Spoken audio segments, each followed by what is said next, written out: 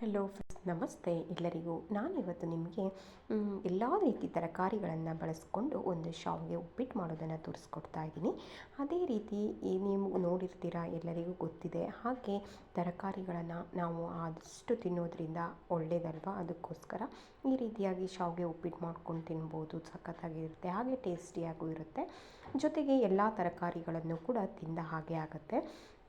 ಅಷ್ಟೇ ಅಲ್ಲ, ನಮ್ಮ ಆರೋಗ್ಯ ನಮ್ಮ ಕೈಯಲ್ಲೇ ಇದೆ. ಔಷಧವೇ ಆರೋಗ್ಯ, ಆರೋಗ್ಯವೇ ಔಷಧ ಆಗಿರಬೇಕು.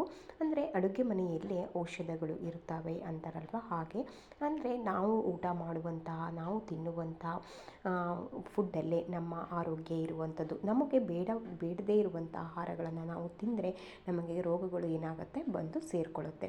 ಅದೇ ರೀತಿ ನಮಗೆ ಆರೋಗ್ಯಕ್ಕೆ ಒಳ್ಳೆಯದಾಗುವಂಥ ತರಕಾರಿಗಳನ್ನು, ಕಾಳುಗಳನ್ನು, ಹಾಗೆ ಇದು ಮಿಲೆಟ್ಸ್ಗಳಿರ್ಬೋದು, ಎಲ್ಲದನ್ನು ತಿನ್ನೋದ್ರಿಂದ ನಮಗೇನಾಗುತ್ತೆ, ನಮ್ಮ ಆರೋಗ್ಯನೂ ಕೂಡ ತುಂಬ ಚೆನ್ನಾಗಿರುತ್ತೆ. ಹಾಗೆ ನಾವು ಬಳಸುವಂಥ ಪ್ರತಿಯೊಂದು ಎಣ್ಣೆ ಇರ್ಬೋದು, ಹಾಗೆ ತರಕಾರಿಗಳಿರ್ಬೋದು, ಹಾಗೆ ಬೇರೆ ಬೇರೆ ರೀತಿಯ ಕಾಳುಗಳಿರ್ಬೋದು, ಇವೆಲ್ಲವೂ ಕೂಡ ನಮ್ಮ ಆರೋಗ್ಯಕ್ಕೆ ಎಷ್ಟು ಒಳ್ಳೆಯದು. ಅದೇ ರೀತಿ ನಾವು ಎಷ್ಟು ಕ್ಲೀನಾಗಿ ಮಾಡ್ತೀವಿ, ಯಾವ ರೀತಿ ಪಾತ್ರೆಗಳನ್ನು ಬಳಸ್ತೀವಿ, ಹಾಗೆ ಯಾವ ರೀತಿ ಆಗಿ ಶುಚಿತ್ವವನ್ನು ಕಾಪಾಡ್ಕೊತೀವಿ, ಅದೆಲ್ಲದೂ ಕೂಡ ಅಷ್ಟೇ ಮುಖ್ಯ. ಅದೆಲ್ಲದೂ ಕೂಡ ಸೇರಿಕೊಳ್ಳುತ್ತೆ. ಒಂದು ಅಡುಗೆ ಮಾಡುವುದು ಅನ್ನೋದು ಒಬ್ಬೊಬ್ರದ್ದು ಒಂದೊಂದು ರೀತಿಯ ಶೈಲಿಯಾಗಿರುತ್ತೆ. ಒಬ್ಬೊಬ್ಬರಿಗೆ ಒಂದೊಂದು ಟೇಸ್ಟ್ ಇರುತ್ತೆ. ಹಾಗೆ ಅದು ಒಂದೊಂದು ರುಚಿಯನ್ನು ಕೊಡುತ್ತೆ. ಎಲ್ಲರೂ ಮಾಡ್ತಾರೆ, ಆದರೆ ಎಲ್ಲರದ್ದು ರುಚಿಯಾಗಿರುತ್ತೆ ಅಂತ ಹೇಳೋದಿಲ್ಲ. ಒಬ್ಬೊಬ್ರದ್ದು ಒಂದೊಂದು ಥರ ಟೇಸ್ಟ್ ಆಗಿರುತ್ತೆ. ಹಾಗೆ ಒಬ್ಬೊಬ್ಬರದ್ದು ರುಚಿ ಕೂಡ ಏನಾಗಿರುತ್ತೆ, ಬದಲಾವಣೆ ಆಗಿರುತ್ತೆ. ಅದೇ ರೀತಿ ತರಕಾರಿಗಳನ್ನು ಆದಷ್ಟು ನಾವು ಬೆಳಗ್ಗೆ ಮಧ್ಯಾಹ್ನ ಚೆನ್ನಾಗಿ ತಿನ್ನೋದ್ರಿಂದ ನಾವು ಇಡೀ ದಿನ ಏನಾಗಿರ್ಬೋದು, ಹೆಲ್ದಿಯಾಗಿ ಅಂದರೆ ಆ್ಯಕ್ಟಿವ್ ಆಗಿ ಇರ್ಬೋದು. ಅಷ್ಟೇ ಅಲ್ಲ, ನಾವು ಬೆಳಗಿನ ತಿಂಡಿ ಇದೆಯಲ್ಲ, ಅದು ಚೆನ್ನಾಗಿ ಹೊಟ್ಟೆ ತುಂಬ ಹಾಗೆ ಪ್ರೋಟೀನ್ ಯುಕ್ತವಾಗಿರಬೇಕು. ಯಾಕೆಂದರೆ ನಾವು ಇಡೀ ದಿನ ಉಲ್ಲಾಸದಿಂದ ಇರಬೇಕು ಅಂದರೆ, ಚೆನ್ನಾಗಿ ಆ್ಯಕ್ಟಿವ್ ಆಗಿರಬೇಕು ಅಂದರೆ ನಮ್ಮ ಬೆಳಗಿನ ಆಹಾರ ಏನಾಗಿರಬೇಕು, ತುಂಬ ಚೆನ್ನಾಗಿರಬೇಕು. ಅಂದರೆ ಎಲ್ಲ ರೀತಿಯ ಪೋಷಕಾಂಶಗಳಿಂದ, ಪ್ರೋಟೀನುಗಳಿಂದ ಕೂಡಿರಬೇಕು.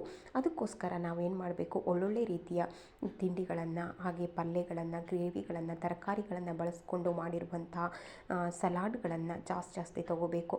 ಹಾಗೆ ನಮ್ಮ ತಿಂಡಿ ಅಥವಾ ನಾವು ತಿನ್ನುವಂಥ ಟಿಫನ್ ಯಾವ ರೀತಿಯಾಗಿ ಬೆಳಗ್ಗೆ ತೊಗೊಂಡಿರ್ತೀವಿ, ಅದೇ ರೀತಿಯಾಗಿ ನಮ್ಮ ಮನಸ್ಸು ಏನಾಗಿರುತ್ತೆ, ಬೆಳಗ್ಗಿಂದ ಸಂಜೆವರೆಗೂ ಉಲ್ಲಾಸದಿಂದ ಇರುತ್ತೆ.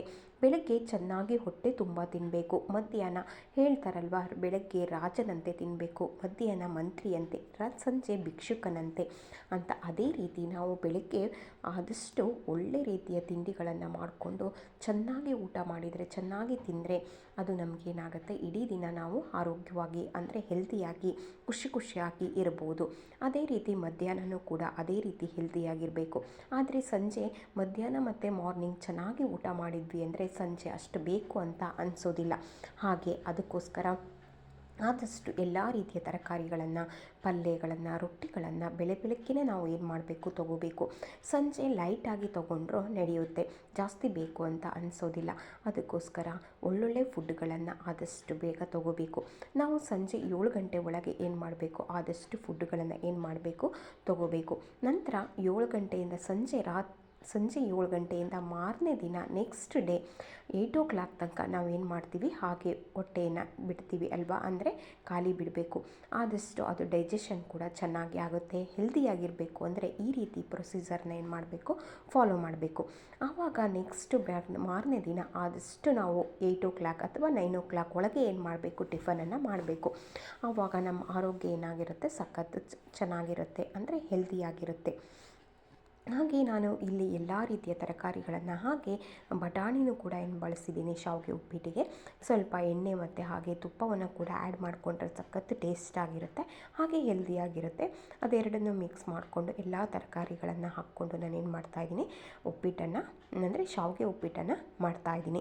ಈ ರೀತಿಯಾಗಿ ಅಂದರೆ ಹೊಟ್ಟೆ ತುಂಬ ತಿನ್ನುವಂಥ ಆಹಾರವನ್ನು ನಾವು ಆದಷ್ಟು ಬೆಳಗ್ಗೆ ಮಾಡಿಕೊಂಡ್ರೆ ಚೆನ್ನಾಗಿರುತ್ತೆ. ರೈಸ್ ಐಟಮ್ಗಳು ಕೆಲವೊಂದು ಒಂದೊಂದು ಸಲ ಇಷ್ಟ ಆಗೋದಿಲ್ಲ. ಬೆಳಗ್ಗೆ ಯಾರ್ಯಾರಿಗೆ ಇಷ್ಟ ಆಗುತ್ತೋ ಅದನ್ನು ಆದಷ್ಟು ಬೆಳಗ್ಗೆ ಮುಂಚೆ ಚೆನ್ನಾಗಿ ಮಾಡಿಕೊಂಡು ತಿನ್ನೋದ್ರಿಂದ ಅವರವರ ಆರೋಗ್ಯ ಏನಾಗಿರುತ್ತೆ, ಚೆನ್ನಾಗಿರುತ್ತೆ.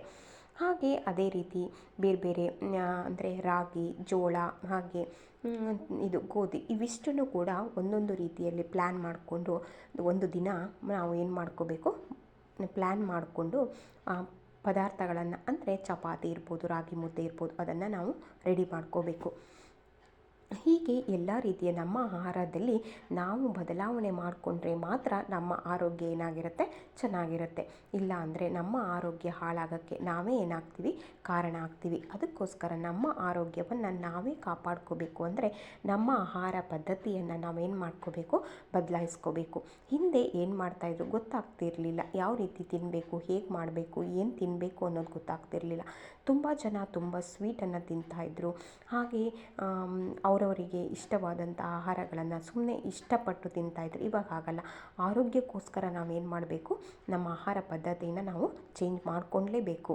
ಓಕೆ, ಹೇಗೆ ಬಂದಿದೆ ಅಂತೇಳಿ ಕಮೆಂಟ್ ಮೂಲಕ ತಿಳಿಸಿ. Thank you.